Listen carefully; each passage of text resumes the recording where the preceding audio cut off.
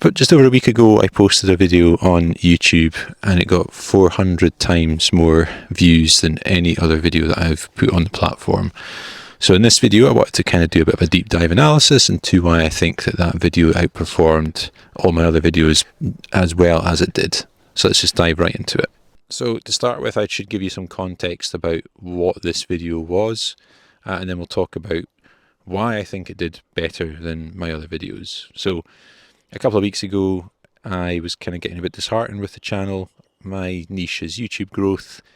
I'm talking in a lot of my videos about how to grow on YouTube when it's a really hard sell to get someone to watch videos about that from someone who hasn't actually done that.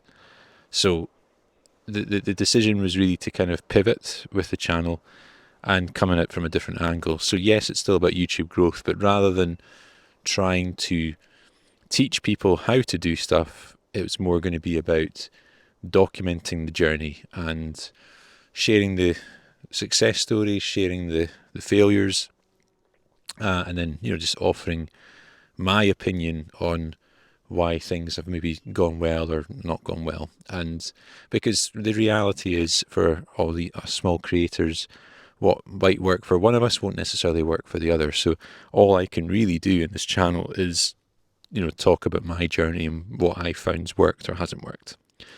So I made a quite long video by my standards. I think it was about 25 minutes long, and I was just really honest and open about the problems or the issues I felt I had with what I've been doing so far and what I was going to do going forward.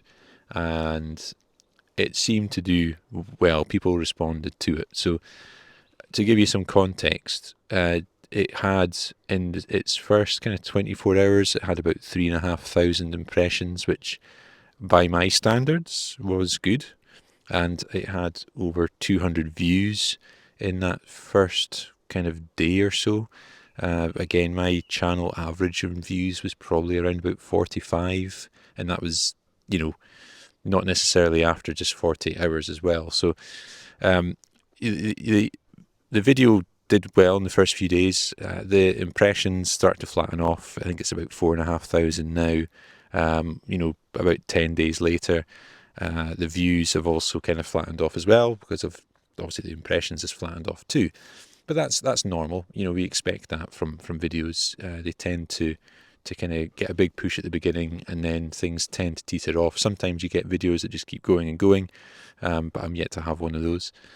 And I got quite a significant amount of engagement on the video as well. So a lot more comments on the video, a lot more likes, and a lot of the comments that were coming in was things like, they totally related to it, that it took courage to be so open and honest in front of camera and putting that on YouTube. And yeah, just very relatable people, I think, having similar struggles, other small creators that have been there or are still there and having that same problems. And I think that that's probably why it did so well. And the other thing that I think personally did quite well was the title and thumbnail. And I think I can probably honestly or confidently say that it did well, because, at 4,500 impressions, I'm still sitting with a click-through rate at the moment of 4%, which I don't think is bad. Again, that's higher than my average. I've tended to, for that many impressions, my click-through rate's typically been under 2%. So 4% was pretty good by comparison. And I put that down to the title and the thumbnail. So the title of the video was "My YouTube channel is failing," and then I think I put in brackets, "This is what I'm going to do to fix it." I don't have it in front of me, so it was something along that lines. And then there was a picture of me just sat here in these woods, and the big bold text I always put on my videos, the caption of that was, "I messed up." So why do I think that worked well together? I think the title, so the first part of the title, "My YouTube channel is failing," that creates some drama. And then the second part of that saying, "and this is how I'm going to fix it," is it kind of opens a curiosity loop. And the curiosity loop is basically, a way of enticing someone to click on the video, because the person can read that and say, well, what are they doing to fix it? Because if you're another small channel and you're having that same struggle, you're maybe going to want to click on that video to think, okay, here's another small creator, and this is what he's doing to fix his channel. Maybe this will work for me. So I think that title worked quite well. And then the thumbnail saying I messed up, again, adds to that curiosity loop, because people will look at that and think, well, how did he mess up? What was the mistake that he made? And, in this case, it was coming at the channel from the wrong angle, trying to teach people things that I haven't learnt myself yet. That was the mistake. That was how I messed up. So I think that the curiosity loop was enticing enough that people felt compelled to click on the thumbnail and actually start watching the video. So I think that's why it did better. I think that it could have done better still, and the reason for that was because the viewer retention on the video is not good. So if you look at this graph, which I'll bring up on screen, you can see that like in a lot of my videos, and the vast majority of people that have clicked in the video have actually dropped off after 30 seconds. It's only about 30% or so people which have watched beyond that, and that's not good. That's not sending good signals to YouTube that people are enjoying the video. So yeah, sure, a reasonable amount of people are clicking on the video, but not enough of them are watching enough of the video for YouTube to think, yeah, okay, this is a good video. So that's something that I have to work on. And I spoke in my last video about why viewer retention is still probably my biggest challenge. It's still the thing that I'm working on the most to try and improve as I go on this YouTube journey. So what would have happened had I had better viewer retention? Well, I think I would have had even more impressions than what the video currently has, because if people are clicking on it and watching it for any length of time, then YouTube is getting good signals, or better signals than what it was getting. Sure, people were clicking on it, but they're not watching it for long enough. So that shows me that there's, even though this video has done, and I have to emphasize and stress, relatively well compared to my other videos. It was by no means a viral video. It was just a video that has, by far outperformed all my other videos, especially in such a short space of time, in that first couple of days. So what that's done is it's really encouraged me to keep going, because I think that the different angle that I want to take with the channel now will be far more relatable to other small creators that are, either looking for that reassurance that it's not just them that has these struggles, because the reality is a lot of small channels are out there and a lot of them are having these same problems. And I think that feeling like you're not alone and feeling like you're being heard is quite powerful, and it can be really encouraging to encourage other people to carry on as well. So this boost from this video is definitely encouraged me to kind of keep going with it. And, I think there will be other videos that will not do as well as that one, and maybe there'll be some others that do slightly better than that one. My last video, for example, hasn't got anywhere near as many views as that one did. So, you'll have hits and you'll have misses. And, that one, again, relative to what I have done previously, was a hit.